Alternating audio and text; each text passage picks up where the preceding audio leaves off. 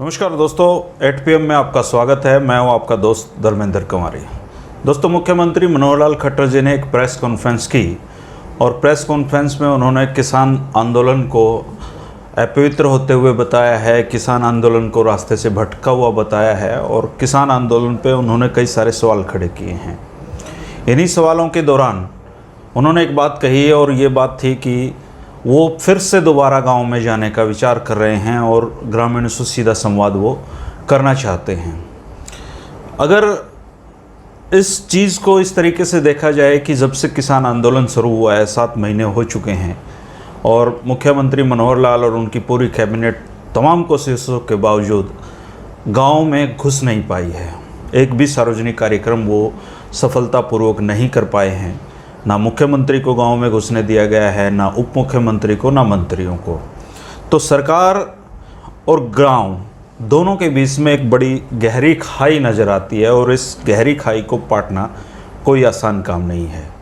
मुख्यमंत्री ने अपनी प्रेस कॉन्फ्रेंस में ये भी कहा कि दादरी के एक एडवोकेट हैं जिन्होंने उन्हें कार्यक्रम का न्योता दिया है और वो एक ऐसा कार्यक्रम कराने जा रहे हैं किसानों का जो असली किसान होंगे और उसमें जब भी मुख्यमंत्री से वो समय मांगेंगे वो उस कार्यक्रम में जाएंगे। तो वो जो न्योता है वो मुख्यमंत्री मनोहर लाल जी को देने वाले एडवोकेट सुनील कुमार हमारे साथ हैं। सुनील सोराण जी भाजपा से जुड़े हुए कार्यकर्ता हैं और भाजपा में काफ़ी समय से काम कर रहे हैं, लेकिन ये उतने बड़े कार्यकर्ता नहीं हैं जो सत्ता में बैठने लायक अभी तक पोजीशन जिनकी बनी हो। हालांकि भविष्य में कुछ भी इनके साथ हो सकता है, लेकिन आज ये भाजपा के एक सामान्य कार्यकर्ता हैं। हम इनसे बात करेंगे कि इनके पास वो क्या फार्मूला है जो अभी तक सरकार उस फार्मूले को नहीं ढूंढ पाई कि गांव में हम घुस जाएं और लोगों के बीच में अपनी जगह बना सकें। लेकिन उससे पहले मैं आपको एक प्रसंग बताना चाहता हूं और ये प्रसंग इस बात को समझने में मदद करेगा कि ये जो मुख्यमंत्री मनोहर लाल जी हैं ये गाँव में जाने के लिए इतने आतुर क्यों हैं। दोस्तों, जब चंडीगढ़ का आंदोलन चला और ये फैसला हुआ कि चंडीगढ़ पंजाब को दिया जाएगा तो हरियाणा में उस समय मुख्यमंत्री बंसीलाल जी थे। बंसीलाल जी का गांव में ठीक वैसा ही विरोध था जैसा आज मुख्यमंत्री मनोहर लाल जी का है। बंसीलाल जी काफ़ी परेशान थे और इस दौरान खानपुर गुरुकुल में एक ऐसा कार्यक्रम हुआ जिसमें कोई उपद्रव नहीं हुआ और बहुत शांतिपूर्वक ढंग से वो कार्यक्रम निपटा। इसके बाद बंसीलाल जी की दोबारा से गाँव में घुसने की राह खुली थी। तो हो सकता है कि मुख्यमंत्री मनोहर लाल जी भी ऐसा रास्ता तलाश रहे हों कि एक कार्यक्रम ऐसा सफल हो जाए ताकि हम गांव में दोबारा से जा सकें, क्योंकि राजनेता अगर गांव में नहीं जाएगा तो वो धीरे धीरे उसकी राजनीति की मृत्यु निश्चित है। अब बात करते हैं सुनील सोराण जी से और पूछते हैं कि इनका फार्मूला क्या है। सुनील भाई, स्वागत है आपका। धन्यवाद धर्मेंद्र जी, आपके इस चैनल पर मुझे इनवाइट करने के लिए और इस महत्वपूर्ण विषय को डिस्कस करने के लिए। फार्मूला बहुत सीधा साधा है जी। अगर आप देखेंगे वर्तमान पॉलिटिकल सिचुएशन हरियाणा के अंदर, तो इसके अब जो ये कैओस है, मैं तो इसको कैओस कहता हूँ, ये उपद्रव है, इसके मल्टीपल रीजन्स हैं। हुआ क्या कि जब पिछली बार सरकार आई 2016 में, जो पहले टर्म थी इनके अपने खट्टर साहब की, तो उस दौरान जाट आरक्षण आंदोलन हुआ और उसके बैकग्राउंड में भी कांग्रेस थी। कांग्रेस सत्ता से बाहर हो गई थी और उन्हें अच्छा नहीं लग रहा था। विपक्षी पार्टियां नॉर्मली ऐसा करती भी हैं। उनके स्टांस पर, उनके सपोर्ट से वो आंदोलन चला। एक गड़बड़ भारतीय जनता पार्टी की तरफ से भी हुई। उसी दौरान राजकुमार सैनी ने अपने एक पॉलिटिकल एजेंडा को चलना शुरू कर दिया, जिसको बीजेपी ने कभी सपोर्ट नहीं किया। लेकिन दुखद ये है बीजेपी का हाथ था उनके ऊपर। बिल्कुल नहीं, एब्सोल्युटली बिल्कुल नहीं, ऐसा नहीं था। भारतीय जनता पार्टी के एक सांसद, लेकिन कई, अब आपके पास कोई चॉइस नहीं। खैर, आप उस फार्मूले पे आइए कि मैं आता हूं कैसे आप रास्ते, लेकिन जब तक आप उसका बैकग्राउंड नहीं समझेंगे तो रास्ते पर जाना थोड़ा मुश्किल काम है। वो जो राजकुमार सैनी ने बोला उस दौरान, और उस समय भारतीय जनता पार्टी को उतना डायरेक्टली उसको ना रोकना एक गुस्से का कारण बना। फिर 2016 में जो उपद्रव हुआ उसके बाद जो क्योंकि गोली भी चली, बुलेट भी फायर हुई और हमारे जाटों के कई भाई की शहादत भी हुई और उसके बाद कुछ भाई जेल भी काट रहे हैं, तो ये गुस्से का कारण बनता चला गया। और उसके बाद जब चुनाव आया, चुनाव के अंदर जाटों को लगा कि शायद तुम कामयाब हो गए भारतीय जनता पार्टी को चुनाव हराने में, लेकिन जो सपोर्ट जिसको नेता मान रहे थे दुष्यंत को, वो दुष्यंत दोबारा से बीजेपी के सपोर्ट में आ गया। वो उस गुस्से ने, वो एक गुस्सा दोबारा बढ़ गया। और एक चीज और थी, क्योंकि मैं कह रहा हूं मल्टीपल रीजंस हैं। एक रीजन ये भी है कि पिछले सरकारों के दौरान कुछ चौधरी टाइप आदमी हमारे परिवारों के जो चीजों को कंट्रोल करते थे, बल्कि हमारे कुछ साथी कहते हैं कि बाढ़ड़ा के अंदर अब नील बिकना बंद हो गया। इसका मतलब ये है धर्मेंद्र भाई कि वो जो लोग चीजों को कंट्रोल करते थे उनकी दुकानें बंद हो गई। नहीं, वो अब तो ट्रांसपेरेंट। बारडा में भारतीय जनता पार्टी के विधायक नहीं है, वहां पे नैना जी हैं जो काफी समय से बारडा में आई नहीं है। हाँ। तो ये जो नील बिकना आप लोगों ने बंद करवाई है, आप खुद के काम आपके हैं, लोग मैं ये कह रहा हूं नील बिकने का बंद होने का कारण था कि वो जो लोग कंट्रोल करते थे चीजों के, जो ठेका उठाते थे, वो ठेकेदार खत्म हो गए। और सुनिए भाई, एक ट्रांसपेरेंट गवर्नमेंट आ गई। एक चीज मैं आपको बीच में और भी बताना चाहता हूँ, जो नील बिक रहा था पिछले 5 साल, वो भाजपा का ही बिक रहा था। पिछले 5 साल नहीं बिका, सुखविंदर जी बेच रहे थे वो नील। कोई सुखविंदर ने क्योंकि विधायक तो भाजपा का था वहां। ये बात मैं 2014 से पहले कह रहा हूं। 2014 के बाद वो नील बिकना बंद हो गया। और वो जो लोग कंट्रोल करते थे, जो सिस्टम को कंट्रोल करे बैठे थे, जो कहते थे डीसी एसपी से हम काम कराएंगे, जो लोग कहते हैं नौकरियां हम दिलवाएंगे, जो माननीय मनोहर लाल जी की लीडरशिप में वो दुकान बंद होगी। और उन्होंने गांव जाके रोना शुरू कर दिया। क्या रोना शुरू किया मैं आपको बताता हूं। ये रोना शुरू कर दिया, भाई खट्टर ने तो जाट मार दिए। वो मेरे पर बेचारा सीधा साधा जाट था, उसने सोचा रहा यो जाट मार दिया तो तू भी मार दिया होगा। मैंने इस बात को रियलाइज को नहीं कराया कि देखो ईमानदारी से नौकरियां मिल रही हैं। धर्मेंद्र भाई मैं आपको बताऊं, मेरे गांव में ये सबूत है, हड़ौदी गांव में एक ऐसा लड़का जिसके ना मां न बाप, लेकिन सरकार की एक ऐसी सुंदर पॉलिसी कि जो ऑर्फन होगा उसको 5 नंबर देंगे, डायरेक्ट सब इंस्पेक्टर लग गया। अगर सरकार भूपेंद्र हुड्डा या चौटाला की होती तो कम से कम 2 करोड़ रुपए प्राइस होता। उसकी फैमिली में कोई, मैं कह रहा हूं 4th क्लास लगने की नहीं सोच सकता। ये जो बातें आप कर रहे हो ना, ये मैसिव चेंज। भाजपा का हर कार्यकर्ता को, जैसे आप दवाई नहीं पिलाते पोलियो ड्रॉप से, वैसे ही सबको पिला रखा है। आप मैं आपसे जानना चाहता हूं, अगर ये इतने अच्छे, मैं कोई बायस नहीं हूं, मेरा किसी पार्टी से कोई लगाव नहीं है। सबसे पहली बात की, तो मुझे थोड़ा कंप्लीट कर लेना दे। इतना ही अच्छा काम करती है तो वो 40 पे नहीं अटकती। वो इस देश पार का नारा लेके कोई बात नहीं धर्मेंद्र भाई, मैं बताऊं बात, छोड़ो इस देश में, मैं सिर्फ आपसे ये जानना चाहता हूं, आइडल सिचुएशन नहीं है। आप समझो, इस देश में आइडल सिचुएशन नहीं है। वोट लेना बहुत मुश्किल, साफ सुथरा काम करने के बाद वोट लेना बड़ा मुश्किल काम है। सुनील भाई, अब मैं उस फार्मूले पर आ रहा हूं, मैं आता हूं उस फार्मूले पर। ऐसा आपके पास क्या है, मैं भी बता रहा हूं, लोग आपकी बात सुने। मैं कह रहा हूं, मैं बता रहा हूं वो फार्मूला क्या है।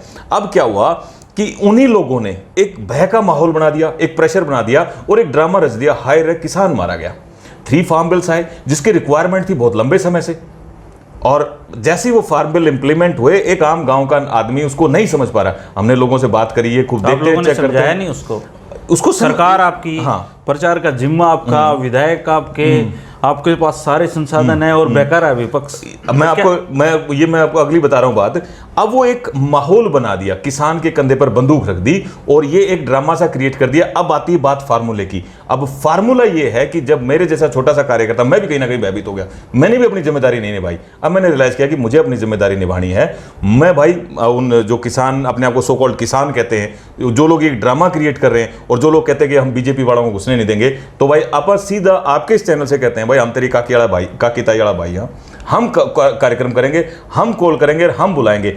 मनोहर लाल खट्टर जी हमारे गेस्ट होंगे बाढ़ड़ा के अंदर। मैं बाढ़ड़ा का निवासी हूं, मैं कॉल करूंगा, मैं इनवाइट करूंगा और वो मेरे गेस्ट होंगे। अगर इन बाढ़ड़ा के भाइयों को कोई तकलीफ है, दिक्कत है, मेरे शोरण भाइयों को दिक्कत है, तकलीफ है, तो वो मुझे कहें, मुझे बताएं कि वो कैसे करना है। मनोहर लाल जी मेरे गेस्ट होंगे, हम अपने गेस्ट को इन्वाइट करेंगे। और ये चीजें हमने हमेशा जाट समाज में सीखी भी हैं। अच्छा, आप कितना गैदरिंग का, क्या आप किस तरह के लोगों को अपने कार्यक्रम में, क्या बीजेपी के वर्कर आएंगे वो, या फिर आप किसानों को इनवाइट करना चाहते हैं, किसको करना चाहते हैं? धर्मेंद्र भाई, जब कोई भी मुख्यमंत्री किसी जगह जाता है तो उसको सुनने के लिए आम आदमी आता है। तो मेरे उस कार्यक्रम के अंदर भी आम किसान आएगा माननीय मनोहर लाल जी को सुनने के लिए। बाढ़ा हल्के के किसानों को बुलाएंगे, 100% बाढ़ा हल्के के आम आदमी, आम किसान को हम इन्वाइट करेंगे उस कार्यक्रम के लिए। और मैं कह रहा हूँ जो जरूरी चीज अब ये है धर्मेंद्र भाई कि एक साधारण कार्यकर्ता, आपने बिल्कुल सही मेरा इंट्रोडक्शन दिया कि मैं बीजेपी का बहुत साधारण कार्यकर्ता हूँ। अब हम छोटे छोटे साधारण कार्यकर्ताओं की जिम्मेदारी है कि हम अपने भाइयों के सामने खड़े हों और उनको कहें कि भाई अभी वो तरह उपद्र बंद करो, ये तरह तरीका गलत है। देखिए, तुम किसी को घुसने नहीं दो, ये तरीका गलत है। पहले तो सुनील भाई, आप एक कार्यक्रम करना चाहते हैं किसानों का, और आप कह रहे हैं बीजेपी के साधारण कार्यकर्ता हैं। दूसरा, आप किसान आंदोलन को उपद्रव साबित करना चाहते हैं, जैसे मुख्यमंत्री जी भी कहते हैं, भाजपा के।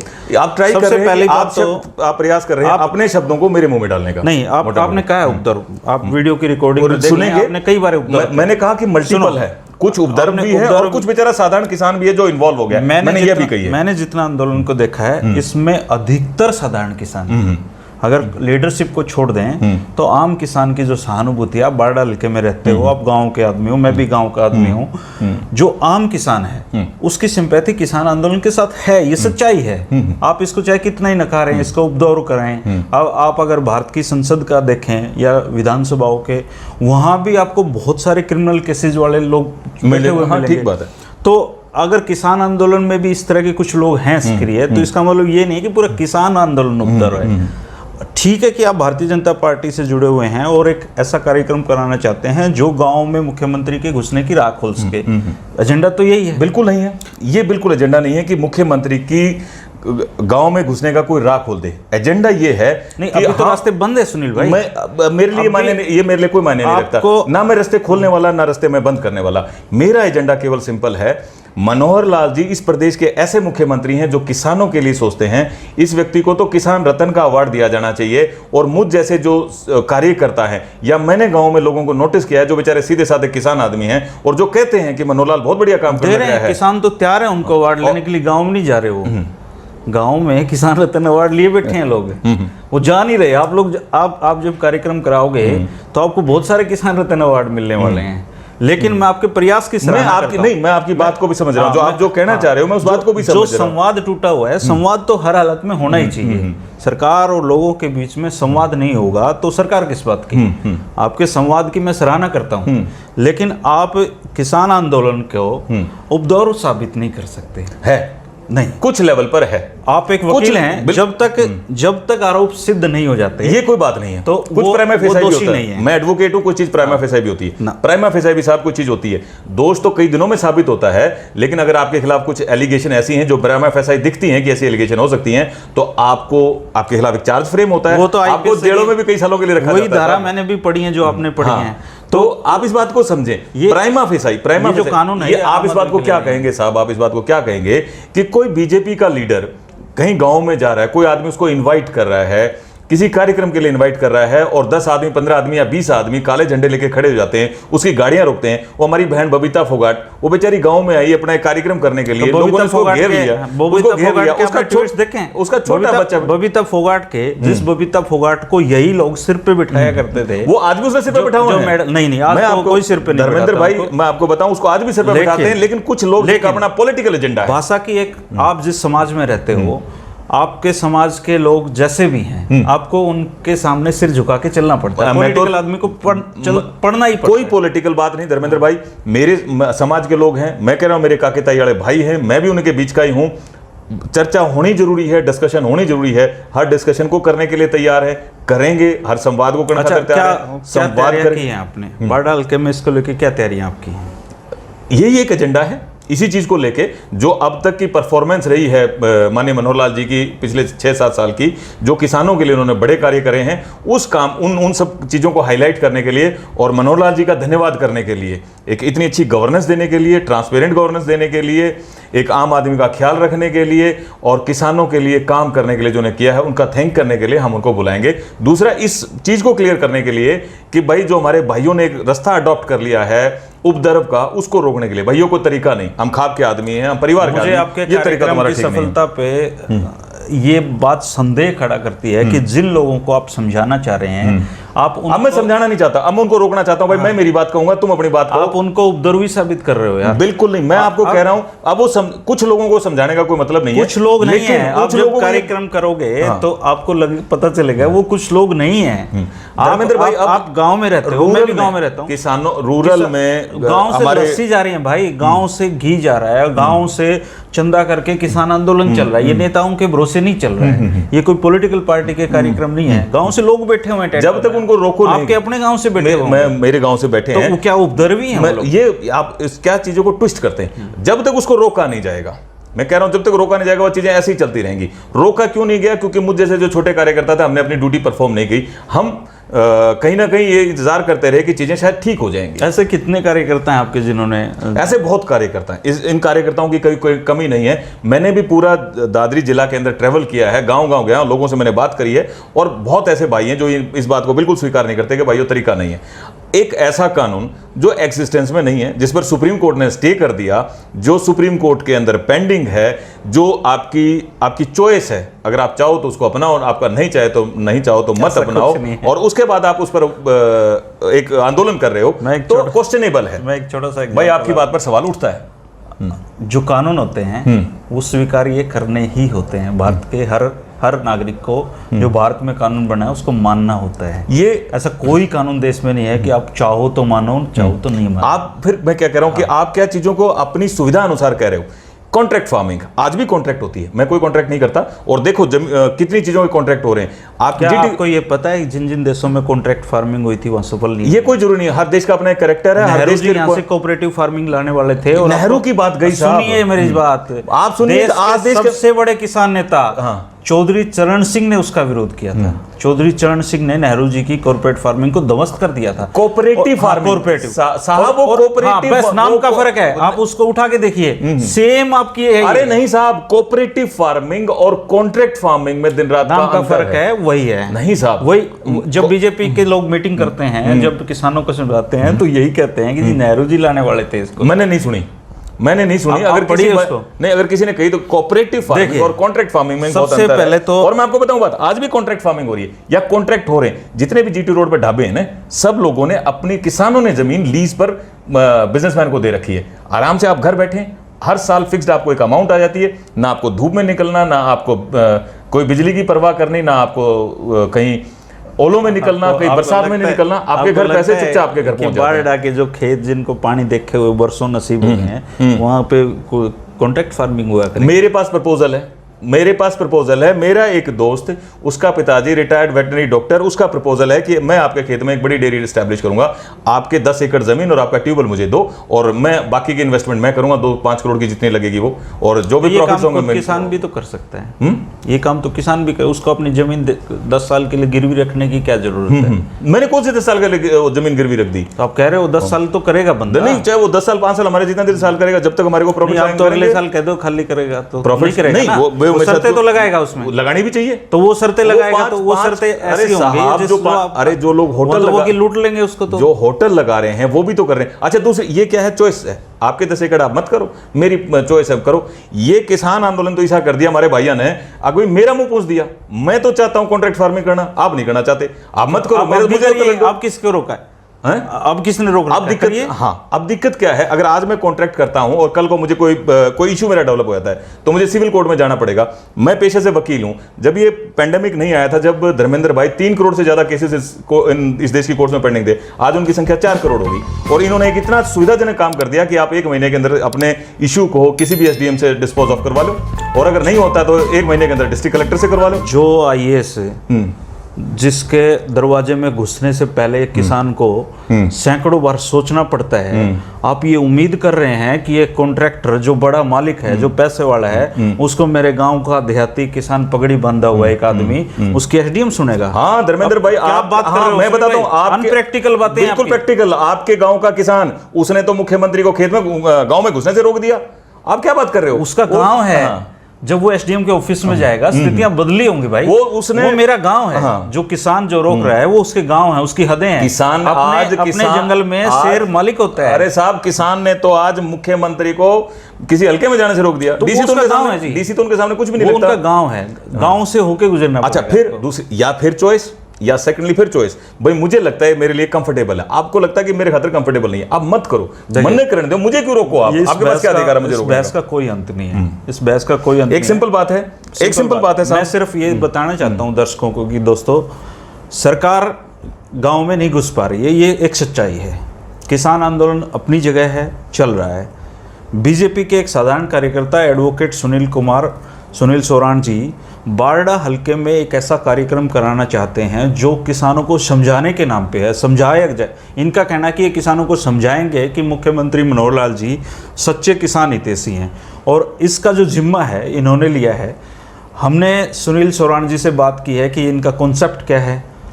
इनकी सारी बातों पे मैं सहमत हूँ, ये ज़रूरी नहीं है, आप भी सहमत हो, ये ज़रूरी नहीं है, लेकिन ये चाहते हैं कि सरकार और लोगों के बीच में जो संवाद टूटा हुआ है वो दोबारा से स्थापित हो। ये एक मकसद है, ये भी एक मकसद है साहब, बिल्कुल एक मकसद है कि मैं इस बात को स्वीकार भी करता हूं कि भारतीय जनता पार्टी कहीं ना कहीं इस बात को मिस कर गई कि वो चीज़ों को कम्युनिकेट नहीं कर पाई। उसका एक बड़ा कारण है कि जो वही मैं तभी तो कहता हूं, जो लोकल लीडरशिप है, जो छोटे लीडर्स हैं, उनको तो निकल के आना पड़ेगा। मेरे जैसा व्यक्ति जो गांव में सरपंच रहा है वही तो उन भाइयों के साथ डिस्कस करेगा ना, जो गांव से उठ के आते हैं, वही तो उसको रोकेगा। डट भाई तू जा खड़ा है, तू किस लिए मेरा काम रोक रहा है? आप अपने बेनिफिट के लिए जाओ, ये बात जमती है। आप दूसरे का मुंह पोछो, या गलत बात है, और इसका तरीका ये है कि आपको रोकना पड़ेगा किसी को खड़े होकर। दोस्तों, आप सुनील सोरान जी की बात आपने सुनी है। आप कमेंट करके अपनी प्रतिक्रिया जरूर दें कि ये कार्यक्रम होना चाहिए या इसका विरोध होगा। आपको क्या लगता है, ये कार्यक्रम सफल होगा? मुख्यमंत्री मनोहर लाल जी अपनी बात कहने में सफल हो पाएंगे, या और कार्यक्रमों की तरह सुनील सोरान जी का ये जो इरादा है ये भी उसकी भेंट चढ़ जाएगा? ये आपके कमेंट साबित करेंगे, और आपकी बात इस बात को, इसका प्रमाण होगी। ये भी जरूर उसको पढ़ेंगे। आप भी सुनील भाई, मैं सुनो भाई, ये मैं इस बात में जरूर कहना चाहूँगा, मैं पिछले 6-8 महीने से इस बात को बहुत फेस कर रहा हूँ। मैं देखता हूँ जो अपने आप को भाई कहते हैं, भाईचारे की बात कहते हैं, वो कितने भद्दे भद्दे कमेंट्स कहते हैं। क्या फर्क पड़ता है इन बातों से? आप कितने बुंडे लेंगे, क्या सुझाव होगा उसको तो सुझाव को सुना जाना जरूरी है, लेकिन ये कोई नहीं है कि सुझाव आपका चले। मैं एक इंडिपेंडेंट व्यक्ति हूँ, मेरी बात मुझे रखने का मौका दिया जाए। नहीं, ये तो तय है। एंड लेट मुझे आपकी बातों आप से, जियो और मुझे भी जीने मुझे इनकी बातों से ये तो तय है कि बारडा में ये कार्यक्रम करवाएंगे, उसका हसर चाहे जो भी हो। आपका कार्यक्रम तो होगा, उसका हसर अच्छा होगा बुरा होगा ये वक्त नहीं, अब बुरा नहीं होगा, अब हसर बुरा नहीं होगा। उम्मीद पर दुनिया कायम है। आप अपने उम्मीदों पे कायम रखें दोस्तों। शुक्रिया, आप जरूर कमेंट करें। नमस्कार। नमस्कार, धन्यवाद धर्मेंद्र जी, धन्यवाद।